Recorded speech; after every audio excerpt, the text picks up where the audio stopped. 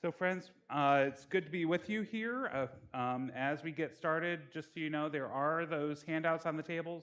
We're not going to use them right away. We have some discussion first, but Ray's getting some writing utensils, so you don't have to prick your finger and write with blood later. So we'll end up getting to that point. But one thing just to let you know is that my wife tested positive for COVID. I've tested negative so far, but because of that, I'm staying back here, and I have a mask for if I'm coming down that direction. But just to give you a heads up that that's what's going on. Just being extra cautious. You know, all the tests for me have come back negative, but we want to just make sure that we're all staying safe.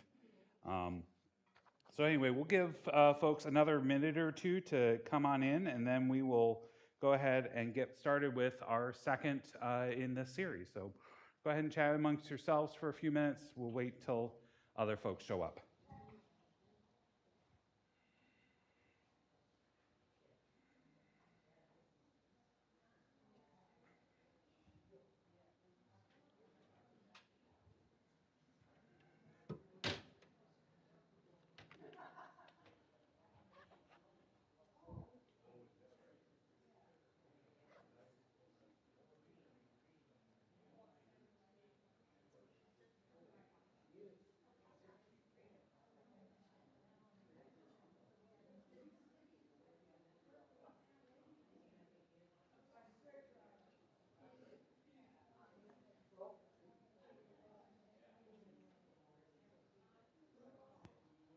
Oh, that's not what I want. I want.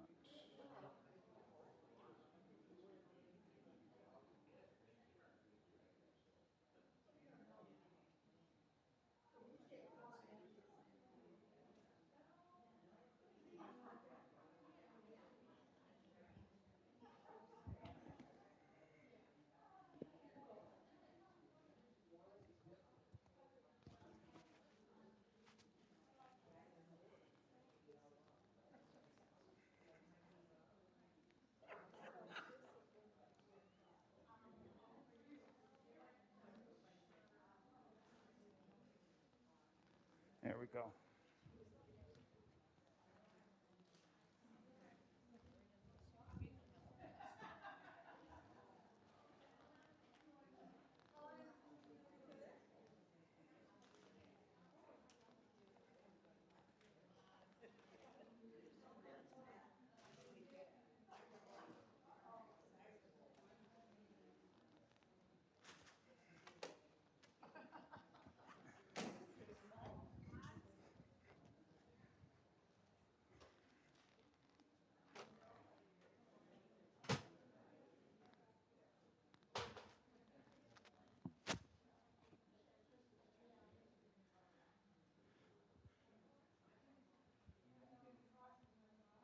So, friends, if if history is the predictor, we'll be having folks continue to come in, but that's okay.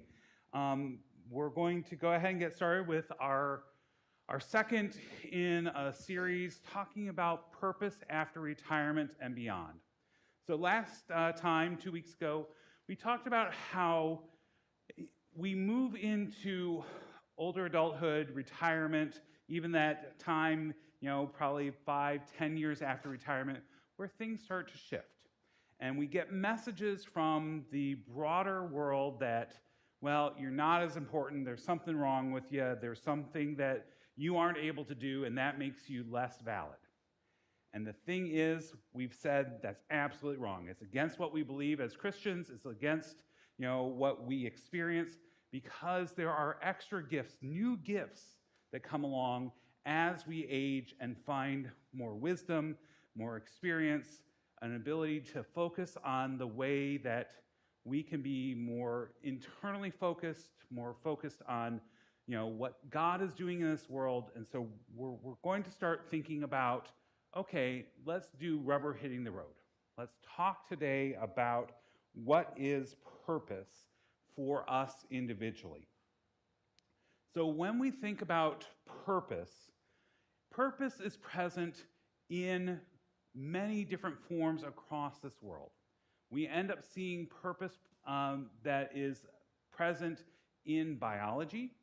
There's a movement from simple cell creatures to multi-cell creatures that's moving into finding that continued expression of life and new and varied ways of experiencing the world and having that sense of life continue.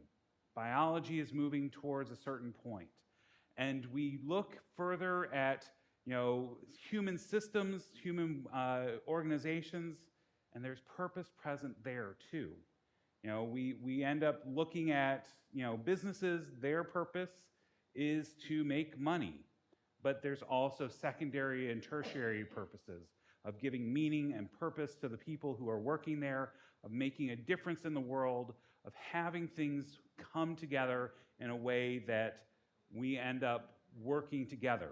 Congregations, churches also have a purpose. We talk about as Reformed Christians that our chief end as human beings is to glorify God, and the church is an exhibition of that. But each individual congregation has its own sense of purpose. Purpose is there, and it changes. Purpose for companies changes all the time. You end up having new product lines added, old product lines retired. We've had companies that their primary focus was making tobacco. Now it's moved on to other things of marketing and other ways of seeing the world because their old product lines are no longer bringing them profits, and they decide that it's not what they want to be doing. For us as well, purpose changes over time. So I'd like you at your tables to have a brief conversation about what was your purpose like in your 20s and 30s.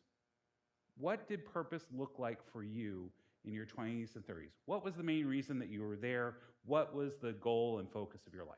So go ahead and have that conversation at your table, and then we'll bring it back to the larger group in a few moments.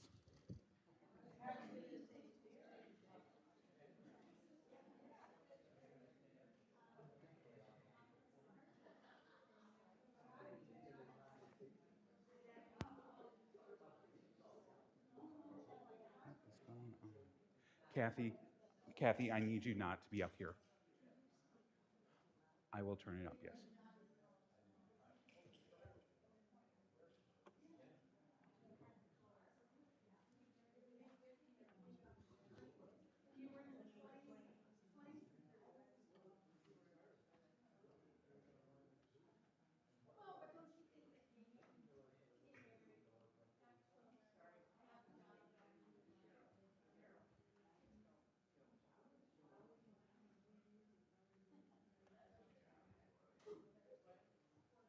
What is going on?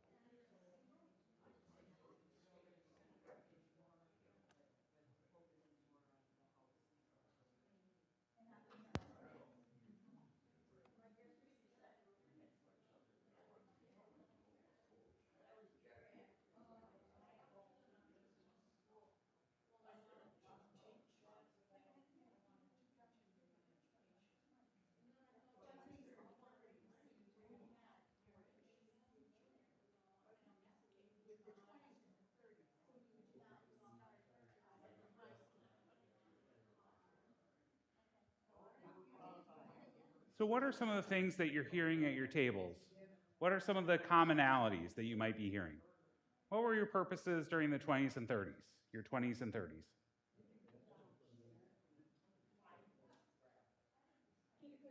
Get a good job. Get married.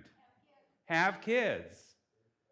Get a job, yeah. Get a job, get married, have kids. What else? Education. Travel. What else? Do laundry. Yes, that is absolutely, it feels, even in your 40s, When you still are raising kids, it feels like every single day, more laundry, more laundry, more laundry. So yes, buy a house. Yeah, so making enough money to buy the house. Establish a family. Start saving money. Yeah, what else? Yeah, so there were some commonalities that we're just starting out. There's these purpose things that we are trying to do here, so we need to get started, establish ourselves as independent individuals, have the education, have the money, get the family started, get the job established. So now I'd like you to fast forward in your mind 30, 35 years or so into your 50s and 60s. Kids are headed out of the house. What was your purpose at that point? Tell me, talk amongst your tables. What was your purpose in your 50s and 60s?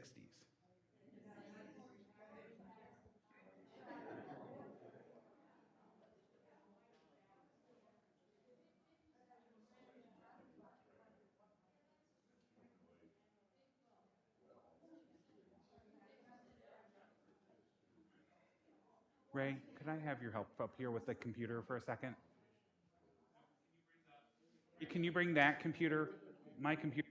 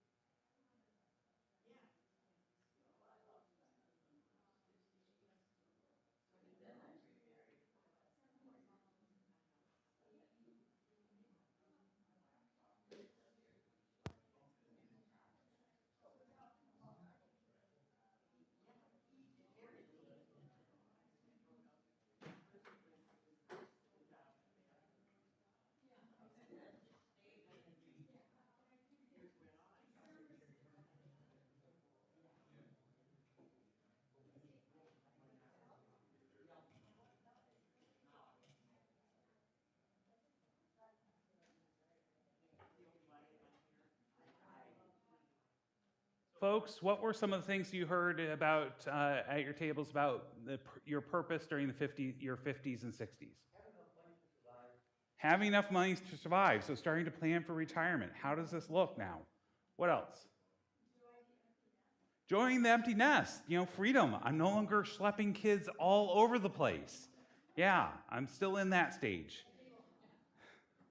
I know my oldest is turning 16 a week from, this coming Wednesday, and sort of like, okay, get driving, and you can drive your siblings too. What else? Took care of grandkids.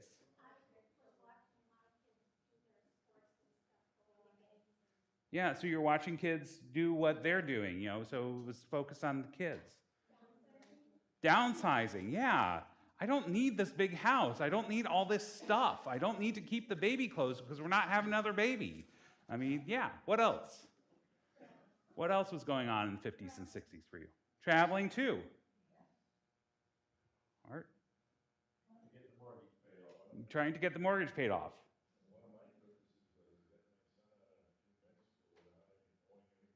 Okay, so work hard to get your kids established. So in your 20s and 30s, you were working at establishing yourself. In the 50s and 60s, down that road, you were working on helping your kids be fully established. Okay? Finding the right housing. So changing up. Is this what do I need now in terms of housing and building? What size? Taking care of your parents. So sandwich generation. Yeah, oh yeah, remember that. So as you can see, purpose changes over the lifespan. We have different seasons and stages of life.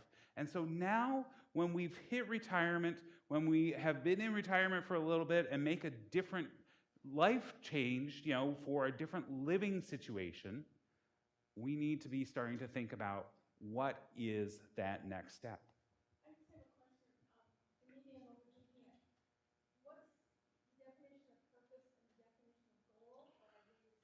So I have a definition of purpose that the purpose is the overarching theme. What can you put as a one-sentence statement of why you are around and what you're doing? Goals become part of, okay, in order to achieve this purpose, I'm going to do this piece and this piece and this piece and this piece. So that's how I work with that. So I had a little bit of a problem where my laptop was not liking my the connection here. So I have to pull up the video that we're going to watch.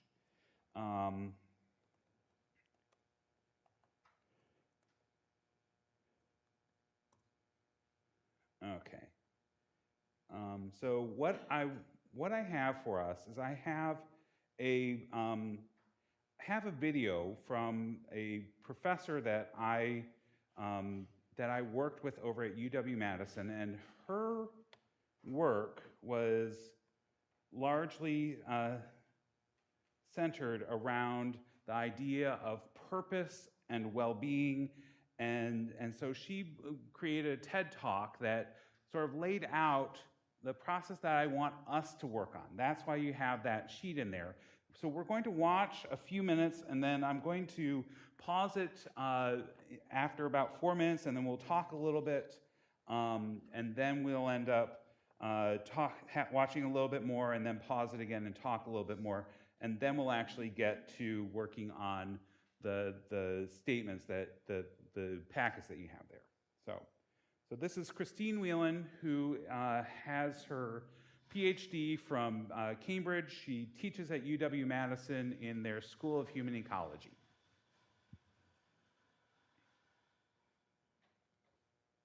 Today, I would like to explore with you. I know I need to turn the volume up. To a more meaningful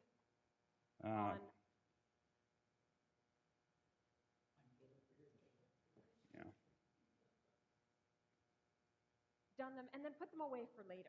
Or three big concepts that's kind of hard to pin down. And perhaps maybe you've done some exercises on purpose, right? Maybe you have done them and then put them away for later. Or maybe when you've thought about the concept of purpose, you've thought, yeah, that's for other people. That's for older people or younger people or richer people. But today I want to light a fire under you because there is a real human cost to not living on purpose. Maybe it's the headaches or the muscle pain.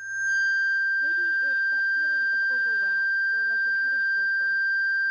Maybe it's that every day you're doing all the things that you have to do, but none of the things that you want to do. So I'll say it again.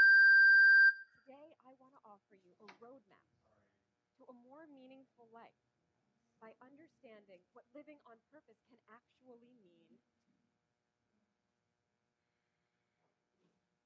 First, we're going to define purpose in normal.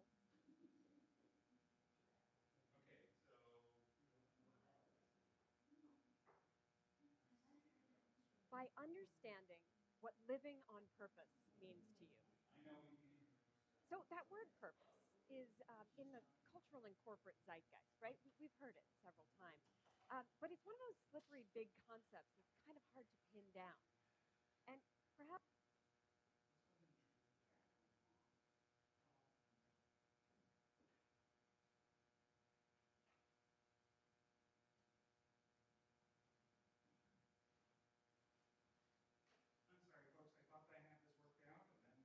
maybe you've done some exercises on purpose, right? Maybe you have done them and then put them away for later. Or maybe when you've thought about the concept of purpose, you've thought, yeah, that's for other people. That's for older people or younger people or richer people. But today I want to light a fire under you because there is a real human cost to not living on purpose. Maybe it's the headaches or the muscle pain. Maybe it's that feeling of overwhelm or like you're headed toward burnout. Maybe it's that every day you're doing all the things that you have to do, but none of the things that you want to do. So I'll say it again. Today I want to offer you a roadmap to a more meaningful life by understanding what living on purpose means to you.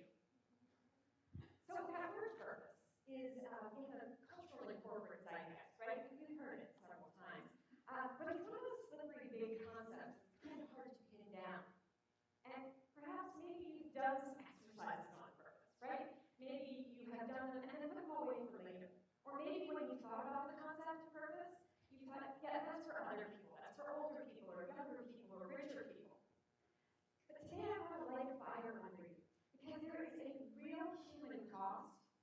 not living on purpose. Maybe it's the headaches or the muscle pain. Maybe it's that feeling of overwhelm or like you're headed toward burnout. Maybe it's that every day you're doing all the things that you have to do, but none of the things that you want to do. So I'll say it again. Today I want to offer you a roadmap to a more meaningful life by understanding what living on purpose can actually mean to you. And to do that, I'm going to do it in 3 parts. First, we're going to define purpose in normal human terms. Then I'm going to give you a quick exercise as a way to kind of set you off on your path, a first step toward living purposefully. And third, we're going to look at the emotional reasons and the practical reasons that hold you back when you try to make behavior change, when you try to live purposefully. We're going to look at some of those uncomfortable feelings that often get in the way. But first, let's define purpose. So, purpose can be defined many different ways, but based on my research and my work with thousands of people nationwide and hundreds of students here at this university, I define purpose as using your strengths in keeping with your values to make a positive impact on others. Now, sometimes when people think about purpose, they think about it in terms of that larger why, like that question of why am I here? Or what was I put on this earth to do? And those are really, really valid, good questions. But today I want to look at it more in terms of concrete terms. That why are you doing the things that you are doing in your everyday life?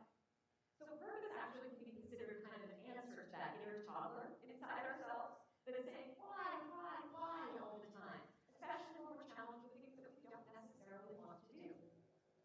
There's this wonderful parable of a traveler who came across 3 men working. And he went up to the first one and said, what are you doing? And the first one said, I'm putting one brick on top of another. And that was true. The second man said, I'm building a wall. That was also true. But when he asked the third man what he was doing, he said, I'm building a cathedral. So that first man had a dog. What? Just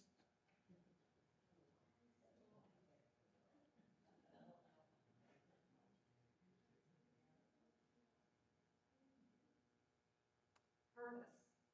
And in all of our everyday lives, we're just kind of like those bricklayers, right? We're laying one brick on top of another. In our jobs, those bricks can seem like heavy and not so glamorous work. In our personal lives, wow, those bricks can really seem heavy at times, right? But having that larger why, that vision of what we're doing, well, that's what keeps us going. That's what guides us. And in fact, research shows that having a sense of purpose in your life, having a sense of that larger why, is correlated with all sorts of fabulous outcomes. We see it correlated with healthier living, better relationships, longer life, even more money in your pocket. So, hopefully I've begun to convince you that purpose is a good thing, something that we really want to highlight in our lives. And then you may be asking, great, now, so how do I do it?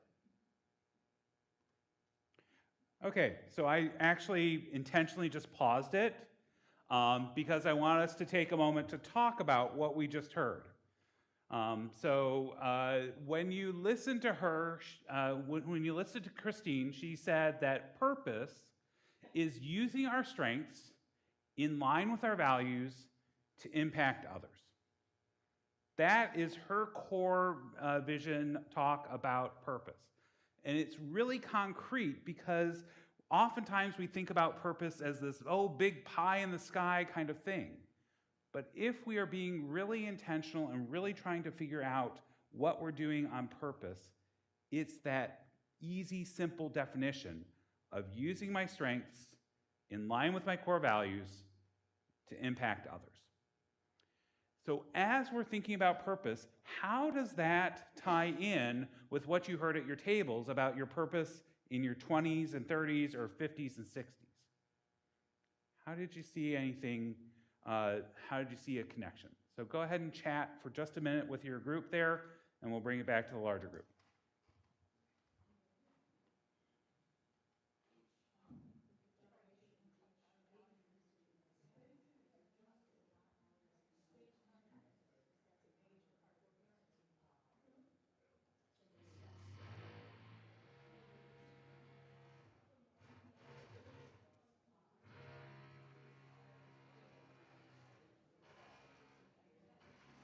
What?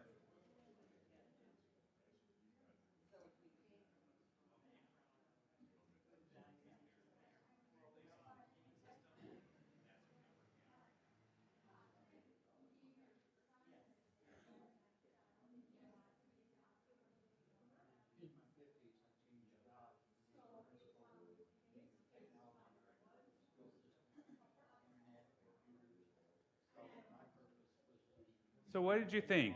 How does that line up with what you were hearing at the tables?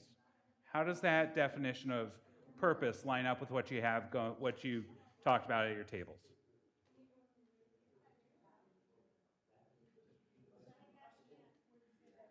Okay.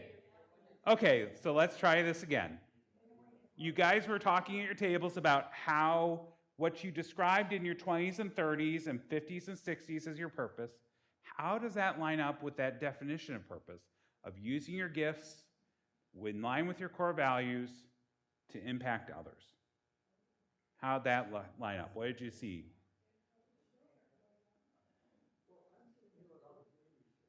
Okay.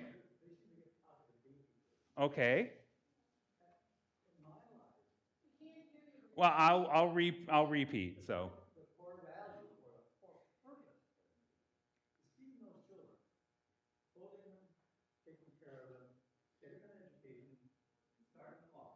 Okay.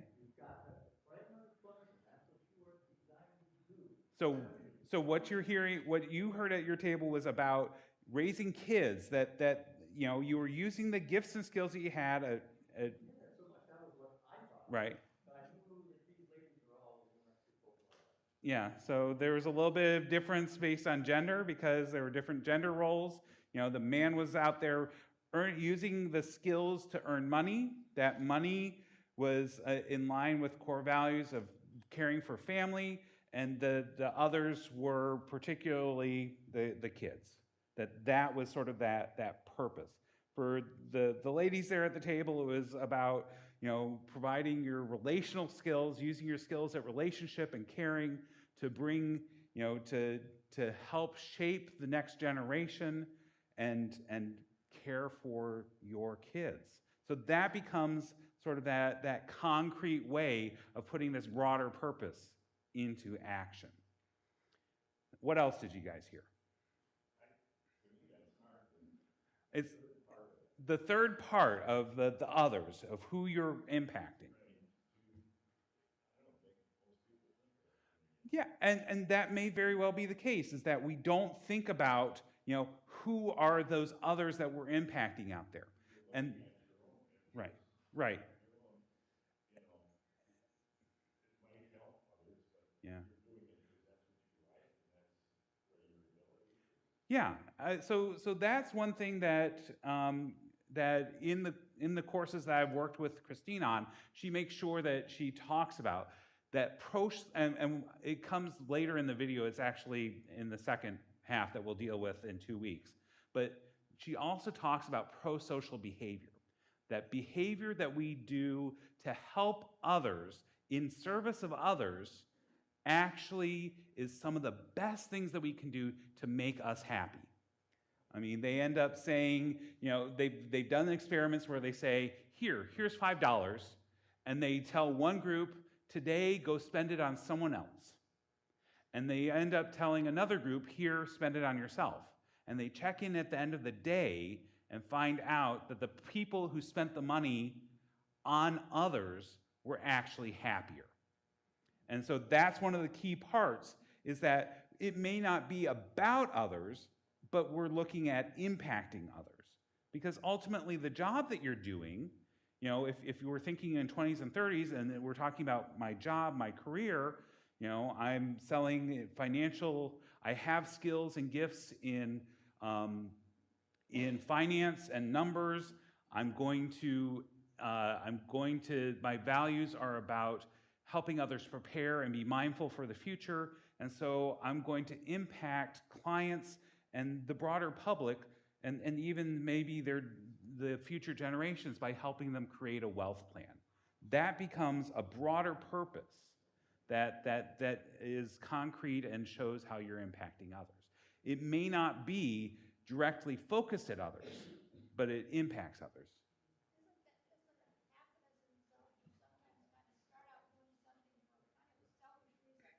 Yeah.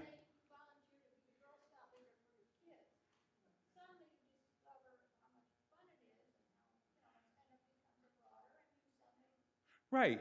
We never. So we. This is part of what I would also argue theologically is that everything that we do has an element of self-interest in it. And yes, we start doing stuff for self-interest because I volunteer with the Girl Scouts because my daughter can now be engaged with this. But then the next part is that I end up getting benefit from it, that I enjoy it and I find it meaningful.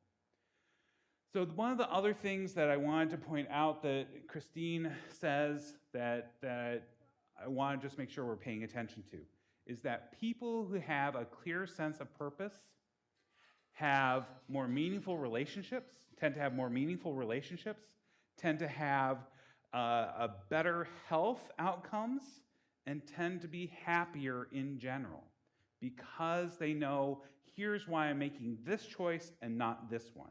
They are able to define, here's who I'm trying to impact, and they're actually able to see that they're making a difference because they know what they're about.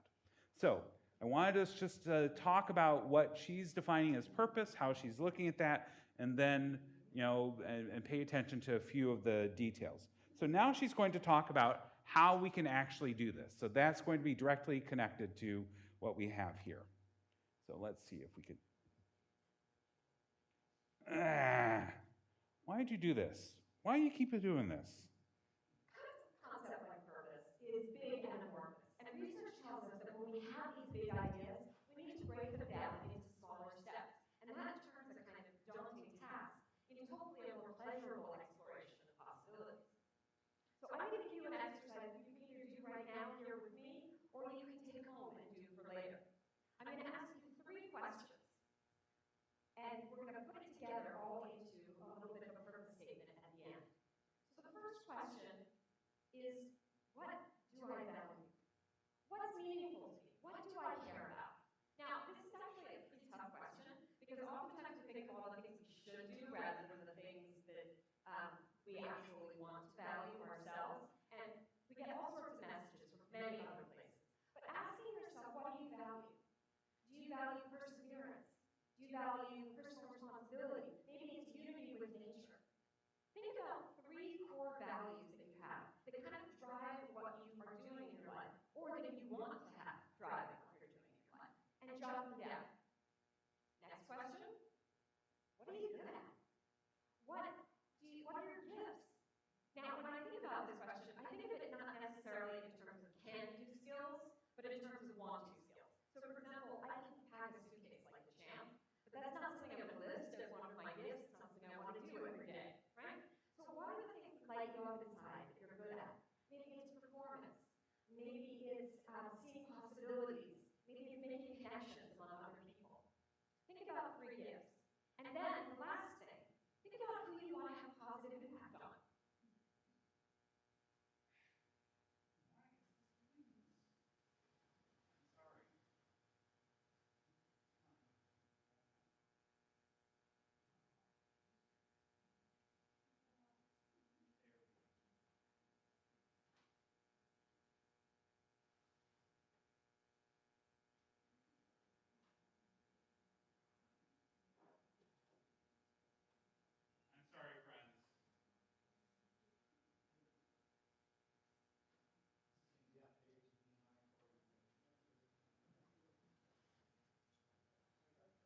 I'm sorry, friends.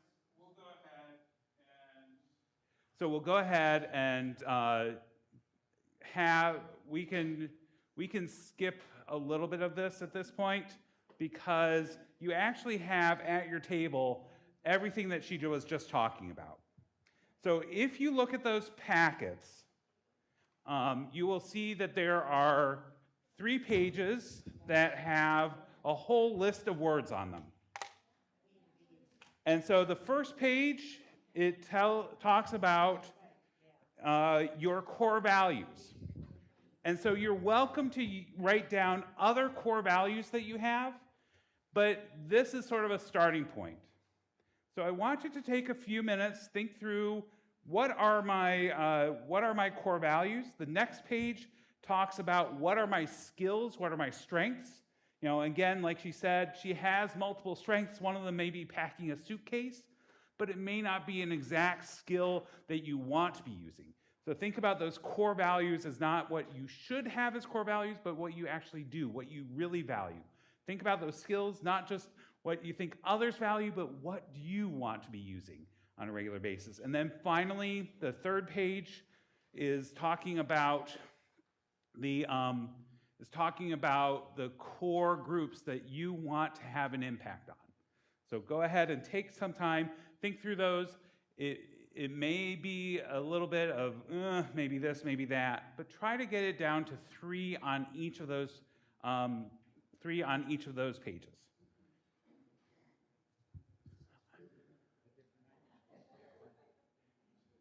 HDMI cord was the problem?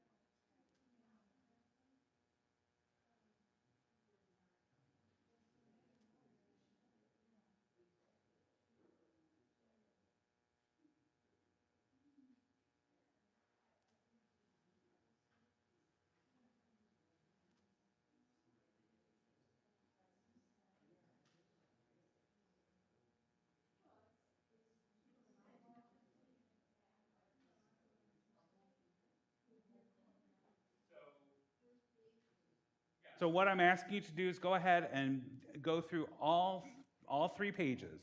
Go ahead and look at that first page of core values, the second page of skills and abilities, and the third page about communities to impact or groups to be engaged with. And so it's fine. I'm figuring that we have another 10 minutes to work on this, and if I start to see folks done sooner, then we'll go ahead and bring it back to discussion. And one thing to let you know is that when you have things feeling like, yeah, this is good, the last page is a place where you can take those phrases, those ideas, and put them into sort of that form so you have a base statement, purpose statement. And one thing to let you know, the colors on the top of each page connect to the colors on the blanks, okay? So the core values, choose 3 of your core values, that's there. in red, and so the blanks on that on that fourth page are in red for the values. Okay?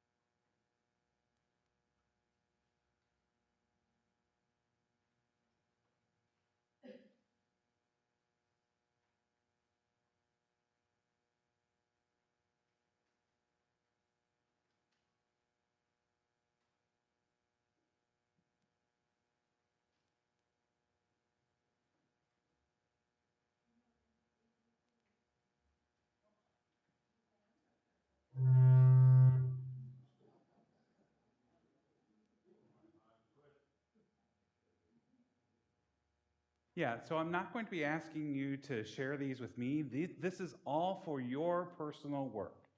And so you are welcome to keep on working on this. We'll start talking in another 5 minutes or so, but you're welcome to take this home and keep on working on it because we're going to revisit and add to it in 2 weeks. So I'm not expecting that you're going to walk away and have a purpose statement, in 10 minutes, in an hour-long time, but it at least gets you started in thinking about how this works.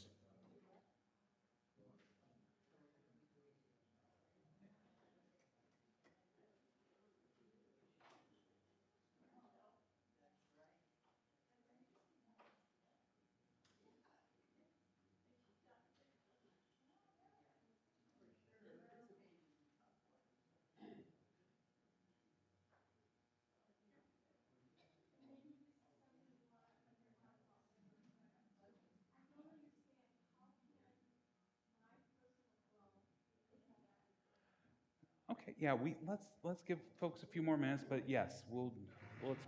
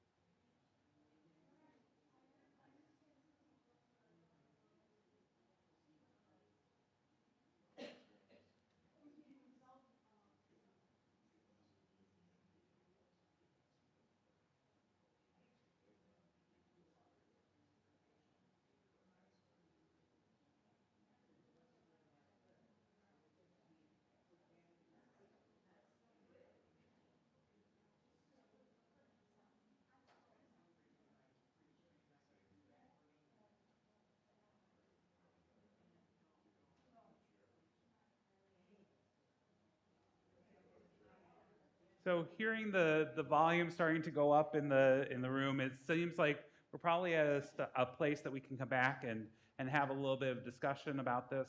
So you were asking about on the 3 impact groups that one of them is my own personal growth, my personal growth. How is that an impact group? And one of the things that we want to make sure that we're paying attention to is that sometimes in our lives, we do need to focus on ourselves and our own personal growth and our personal development, especially when we're dealing with people that have had, traumatic experiences, that have dealt with, significant losses, or that they've gone through, abuse, that they really need permission and time to say, I need to focus on myself for now. And so that's why my personal impact is part of that. But again, these are partial lists. That we're using these lists as a way to help the conversation and the work go a little bit easier. Because quite honestly, if I just gave you that 4th page and said, fill it out, where do I start? And so that's why we give you the list as a way to sort of help that move just a little bit further, a little bit quicker. And so as you're thinking about this, what I'd like you to do is at your tables, I'd like you to talk about what surprised you in doing this process.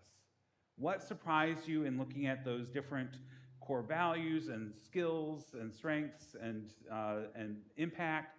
What was easy about it for you? What was harder for you as you were working through that? So what surprised you as you were doing this exercise? Talk about that at your table, and then we'll bring it back to the larger group.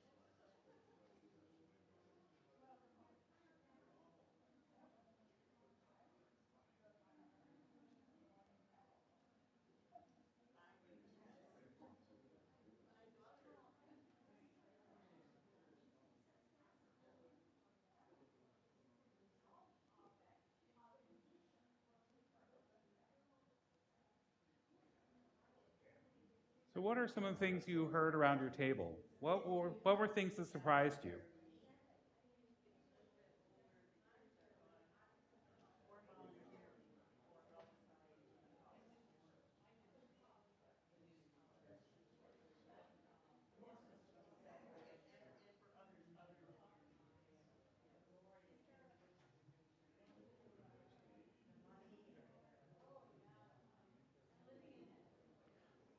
So what were some of the things that came up in your discussion about this process? What surprised folks around the table?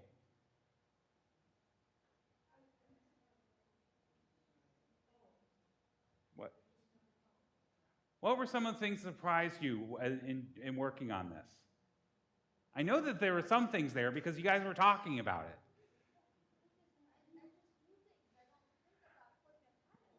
Okay, so it's hard to put a title on this stuff. We just do stuff and we don't necessarily think about it. And so that becomes a harder part because we're putting it there forward. What else? Yeah, we don't analyze our every mood. Yeah, we just do it. So sometimes we do need to take a break to analyze it. Not necessarily say we need to change it up, but doing some of that analysis can actually make it deeper and more meaningful as we go. There are so many. There's so many possibilities. Yeah.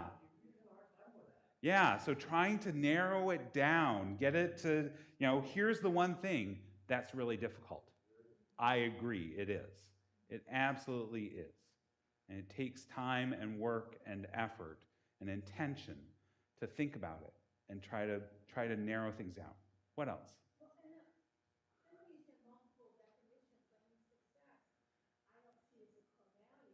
Yeah.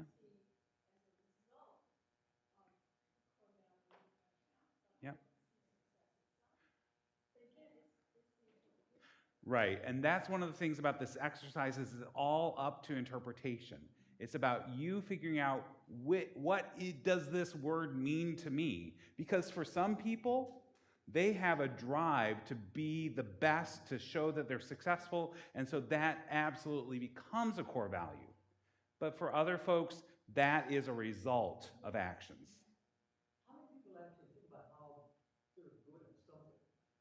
How many people actually think about how they're good at something?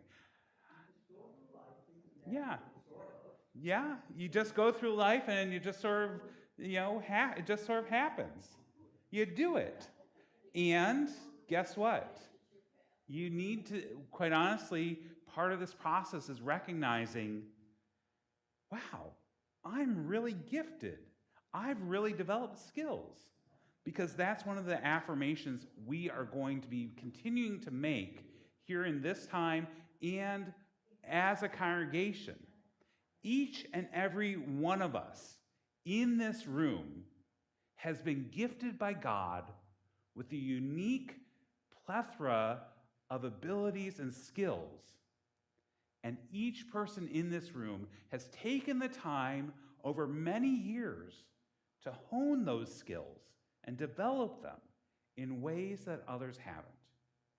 So each one of us in this room is gifted by God and has done something with those gifts to make them even bigger and more useful.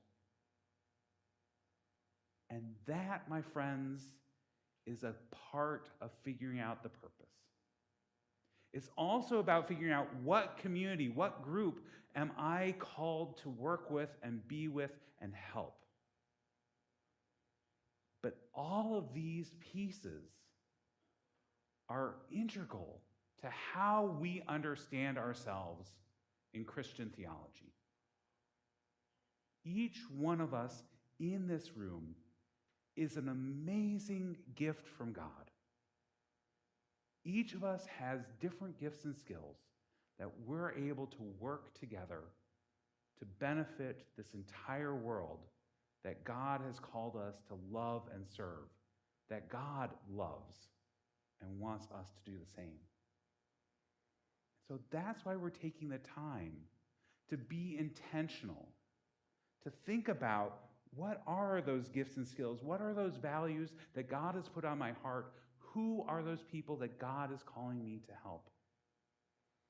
When we end up talking about it really big like that, it's sort of like, oh my gosh, that's even more overwhelming.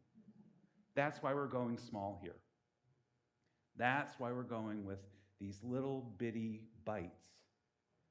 Because as we take the small steps, the small bites, the small attempts, we'll be able to get a little bit more and a little bit more.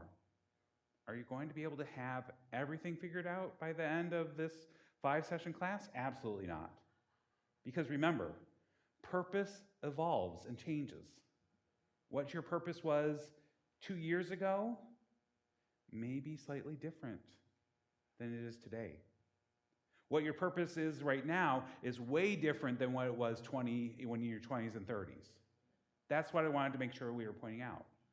God's calling evolves and changes as we grow and change. And so we need to pause and say, what are you doing here, God? What are you calling me to do? And how can I respond with joy so it gives me life? Because that's a key part. If we know what brings us joy, what brings us happiness, what we are skilled at, what we're able to do, because quite honestly, there are limitations. Each of us have limitations to our life. As we get older, some of those limitations become more pronounced. And so we have to figure out, where does this fit now? And that's okay. And that's where we're going next time. We're going to continue working on this video. We're going to have an exorcism on the AV system here so that it's ready to go for 2 weeks from now. We're going to finish watching that video. We have another 6 or 7 minutes of it where she talks about those things that hold us back, that prevent us from fully living into purpose. We're also going to talk about what are limitations that we see in terms of biblical witness and how that plays out. And we're going to probably take a little bit more time to refine these. So my invitation for you guys is to go ahead and take this home. Continue to noodle on it, sit with it. Maybe take 5 minutes on a Monday and 5 minutes on a Thursday, or take a few minutes here and there just to work on one page and then another. Come back to it as you need to till you feel like, yeah, this really does feel like the core values that I have. This feels like the skills that I have. This feels like the community that I'm really called to help. And then see what you come up with. So you have homework. I know that it may be a few decades since your last bit of homework, but you now have homework to go ahead and take a look at that and think about it. And then I'd invite you to bring it back. I will have extra copies. That's not a problem. If you lose it, if you want more copies, just let us know in the church office. We have plenty. So friends, this is part 1 of 2 of really looking at our purpose statements and how that plays out, and we'll continue in 2 weeks. So thank you so much. Really appreciate it.